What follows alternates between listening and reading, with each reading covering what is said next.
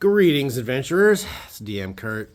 Okay, so recently I've heard a number of videos talking about how various people are leaving Wizards of the Coast. Chris Perkins, Chris Cow, WotC's going through problems ever since, the OGL this and the Pinkertons that and stock prices falling, etc., etc.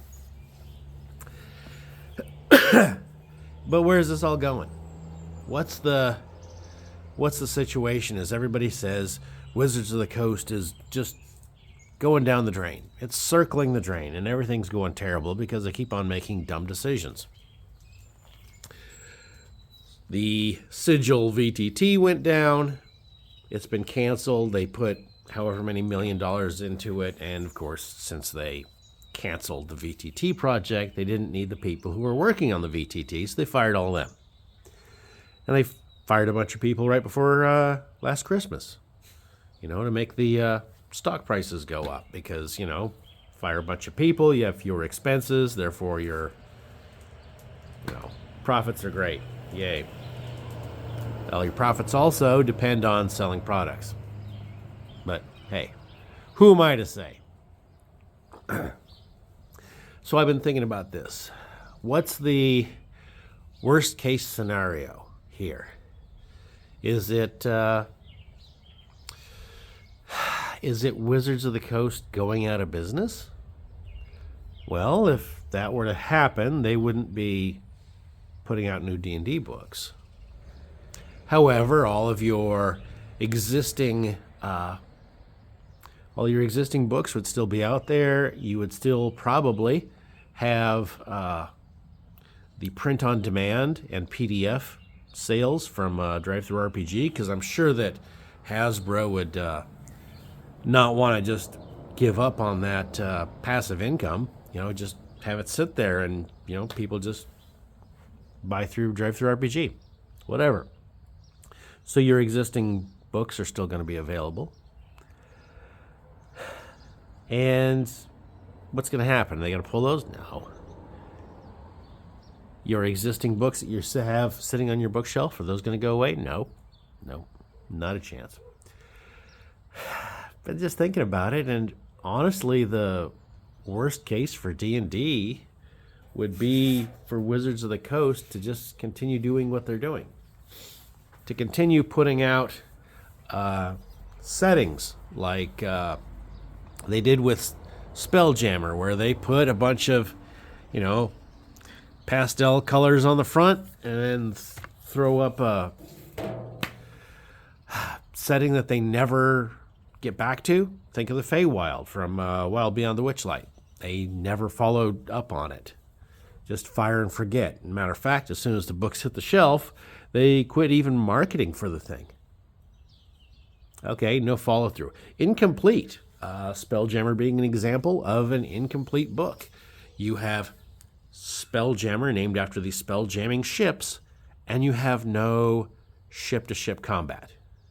Unless, well, maybe you could go look through the old book from 2nd edition, or maybe you could go through the, what is that? With the go through that find that other book that has naval combat rules. I am blanking on this name, but it was an older one that they revamped for 5e and managed not to drop the ship rules out of it.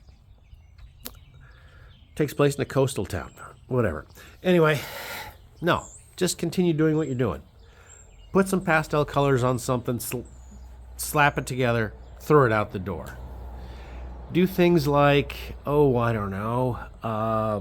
Radiant Citadel, where they were proud of the fact that they chose their authors for that book based solely on their race, gender, ethnicity, and other immutable characteristics, rather than using, talent and experience as the primary reasons for picking their authors. For crying out loud, one of the persons involved, their literal only writing experience was putting out a vegan cookbook. Okay, good for them, but that's not experience in the genre. That's not talent in the hobby. At least one of the authors, if not more, admitted they had never even cracked open a D&D book until they were given the job. Lack of experience, you don't know the genre, you don't know what you're putting together. You're supposed to build an adventure and you don't know what an adventure is? Come on. Instead, they threw together some utopian socialist fantasy thing. I mean, some things are just too hard to believe. But, okay, just keep it up. Make it so that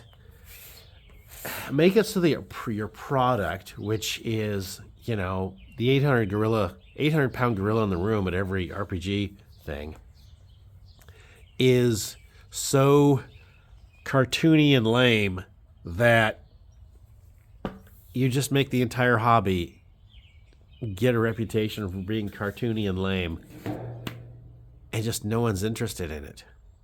The satanic panic of the 80s, where, you know, if anybody heard of you playing D&D, you'd be asked, oh, are you a devil worshiper or something? Now it's just, if you're playing D&D, you're some kind of freak? I don't know, man. I think it's just best they close the doors, sell the IP to somebody that actually cares about it, and just call it a day. WotC can make money off the Magic the Gathering players. Whatever.